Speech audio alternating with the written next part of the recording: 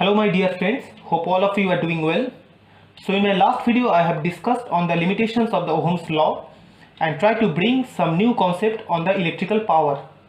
Power means what we get to know that it is the energy that is dissipated in any electrical circuit or the system through the resistance, and energy dissipated per unit time, it is called the power. So today I will discuss on the concept of effective resistance in any electrical circuit where there are more than one resistances are present. So let's start. So today's topic is like combination of the resistors. The equivalent resistance of a combination of the resistors depends on both of their individual values and how they are connected. The simplest one are the series and the parallel combination. So the resistors in series.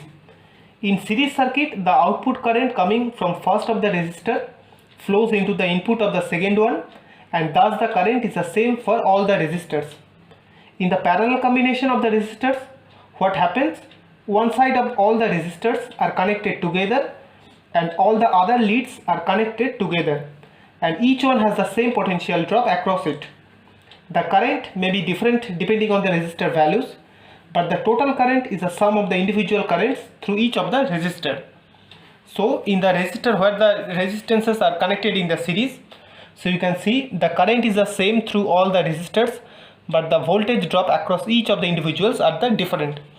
So you can see I have drawn the circuit here. So this is the voltage source, and the R1, R2, R3, three resistors are connected in series, and you can see the same current is flowing through all the resistors, but the voltage drop across each of the resistances is different. So this is the equivalent circuit. You can see here this is the equivalent R equivalent of the three series combination of the resistors R1, R2 and the R3. So now for each resistor there is a potential drop as the current travels through each of the resistor, as I have already discussed. Now you can see from the Ohm's law what we can understand that for R1 resistors, what we can see that for R1, V1 is equal to I times R1. It means the resistance times the current passing through R1. Similarly, V2 is equal to I times R2, V3 is equal to I times R3. Now the sum of all the voltages drops V1, V2, V3 must equal to the voltage supplied by the power source. It means the V. So this is the Kirchhoff's law. So we can write that sum over I is equal to 1 to n, Vi is equal to 0. So here n is equal to 3 because we are considering three resistances connected in series. So we can write V minus V1 minus V2 minus V3 is equal to 0. Now, or V is equal to V1 plus V2 plus V3. Now if I put the individual values of V1, V2 and V3, what we can get? It means I times R1 plus R2 plus R3. Now I choose that V is equal to I times R equivalent, where R equivalent is the equivalent resistance of the series combination of the resistors. So what it becomes? I times R equivalent is equal to I times R1 plus R2 plus R3. So we get the formula for the equivalent resistance where the resistances are connected in series. R equivalent is equal to R1 plus R2 plus R3 by comparing in these two sides. Now if there are n connected resistors and they are all in series connection, so for n resistors, if they are connected in series, what we can get that R equivalent is equal to R1 plus R2 plus R3 up to Rn. So we can write it like sum over I is equal to 1 to capital N Ri. So one important result of such series combination of the resistors is that if something happens to one of the component, it affects all the other components. Suppose if there are several lamps are connected in the series combination and one of them burns out, then all the other lamps will go dark. So our next discussion will be on resistance in parallel. So you can see the physics is that the voltage drop across each of the resistor is the same, but the current flows differently. So you can see this is the equivalent circuit. This is the original circuit. This is the equivalent circuit. You can see R1, R2, R3. One part of them are connected in one junction, and the another part of all of them are connected in one point, and the voltage drop across each of the resistances is V. This is the main source biasing voltage, and the current, this is the positive side, so current flows in this direction, current comes at this point, and then it's divided in three different parts like I1, I2, I3 into three different resistances like R1, R2 and R3. So you can see that and this is the equivalent circuit, this is the R equivalent. So the current flows from the voltage source and splits through R1, R2 and R3, and finally they meet up again at the another part. So now we can write that the current through each of the resistors, what it will be, it depends on the current in each of the resistances depends on I is equal to V by R, depends on their resistance values. So now we can write that the sum of the currents flowing into a junction must be equal to current that flows out of the junction. So we can write that I in is equal to I out. So this is called the Kirchhoff's junction law. So the sum of all the currents flowing into a junction must be equal and opposite to the current flows out of the junction. So you can write I in is equal to I out. Now at the junction we can consider that at the junction, you can see at the junction here the current splits in three different parts, I1 plus I2 plus I3. So the whole current will be I1 plus I2 plus I3. So we can write that at the junction I is equal to I1 plus I2 plus I3. Now if I write separately, I1 is equal to V by R1, I2 is equal to V by R2 plus I3 is equal to V by R3. So what we can get that V by R equivalent, in the left side I replace I is equal to V by R equivalent, where R equivalent is the equivalent resistance when three different resistances are connected in parallel combination.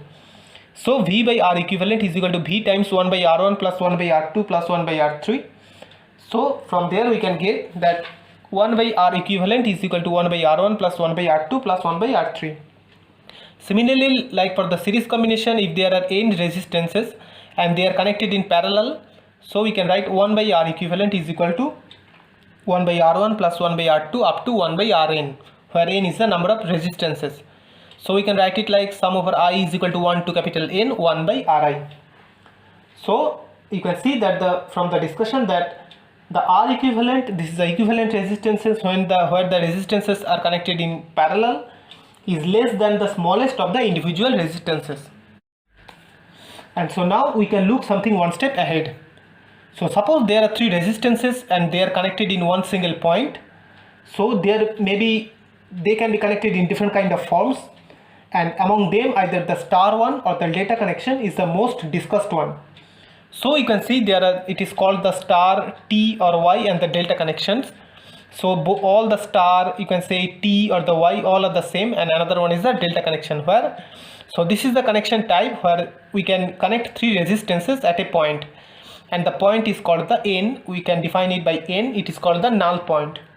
So you can see this is all the three ways of the star, T or the Y connection that can appear in a circuit.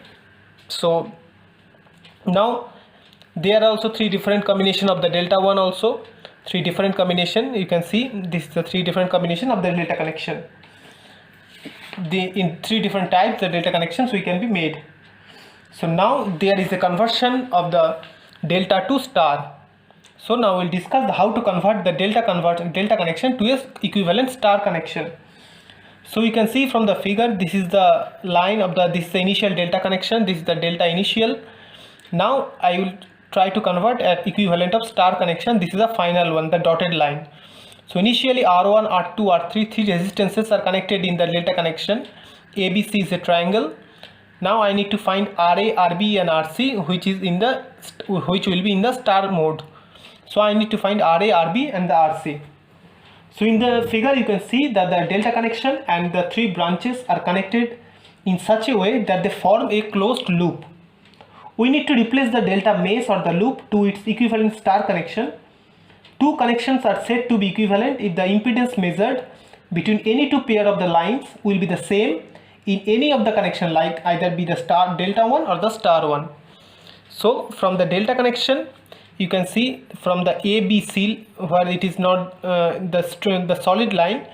For the delta connection, the resistances between A and B in these 2 points, what it will be, R1 is parallel R2 plus R3. So you can see, so what will be the equivalent resistance from our previous discussion, R1 times R2 plus R3 divided by R1 plus R2 plus R3.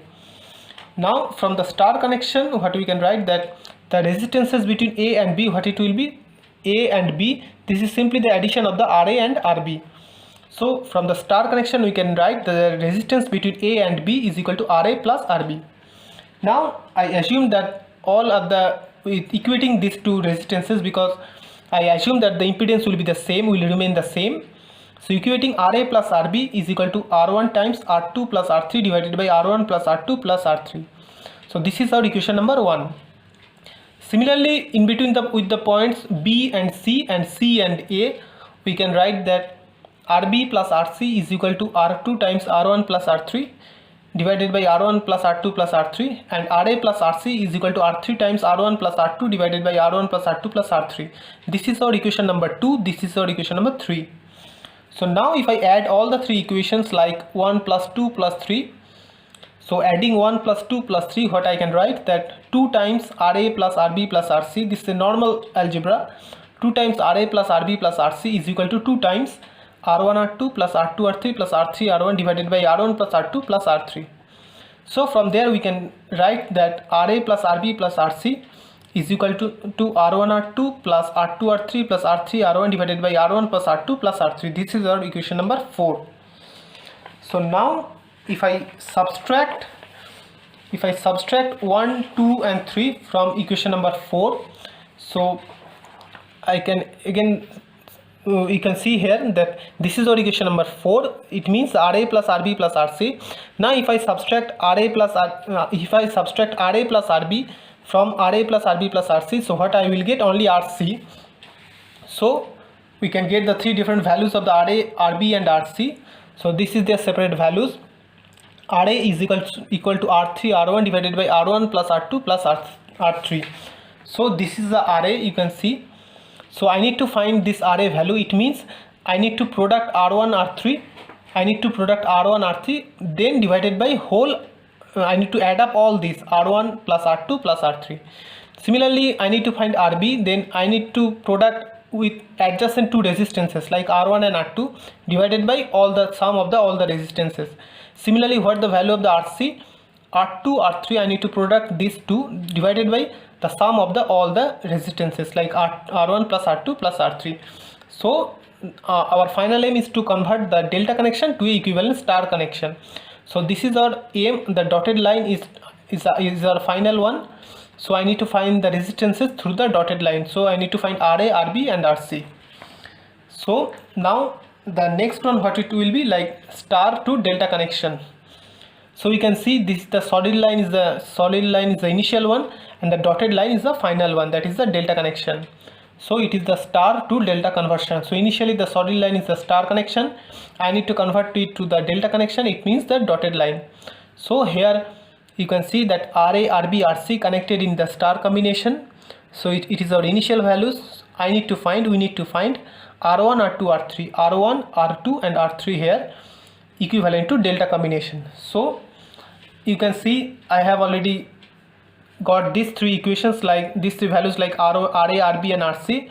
Now what I will do, RA, RB I need to product, then plus RB, RC plus RC, RA. I will see what I will get. So you can see that RA, RB plus RB, RC plus RA, RC, if I multiply and add them all, what I will get that it will become like R1, R2, R3, then R1 plus R2 plus R3 divided by R1 plus R2 plus R3 its whole square. So it becomes like R1, R2, R3 divided by R1 plus R2 plus R3. And now if I divide in the left hand side RA, what I got already, that RA, RB plus RB, RC plus RA, RC is equal to R1, R2, R3 divided by R1 plus R2 plus R3. Now in the left hand side, if I divide it by R with RA, so I will get that here RA has the value of R3, R1 divided by R1 plus R2 plus R3. So I will get, like you can see that I will get RA, RB plus RB, RC plus RA, RC divided by RA is equal to R1, R2, R3 divided by R1 plus R2 plus R3 divided by this RA has a value of R3, R1 divided by R1 plus R2 plus R3. So it becomes R2. So R2 has the value of this one. Similarly, I can got the value of R3 and R1. So what it will be? R3 is equal to similarly the same value in the numerator divided by RB. For R1 the same value in the numerator divided by RC. So in this figure you can understand that if I try to find R1, what it will be, R1 R3. If I try to find R1, so I need to first in the numerator I need to write RA-RB plus RB-RC plus RC-RA divided by, if I need to find R1, it means I need to divide it by the opposite resistances that are there in the star connection. So if I try to find R1, I need to divide it in the denominator by RC. If I try to find R2, I need to divide it in the numerator, in the denominator by RA. So you can see here. So R2 I need to divide it by RA. For R3 I need to divide it by RB. So my friends, I hope you already understand what I am discussed already in my video. So I am pausing my today's discussion here. Please do like, share and subscribe our channel Invisible Threads, and make your valuable comments in the comment section of the video. Stay updated and keep supporting Invisible Threads. Thank you.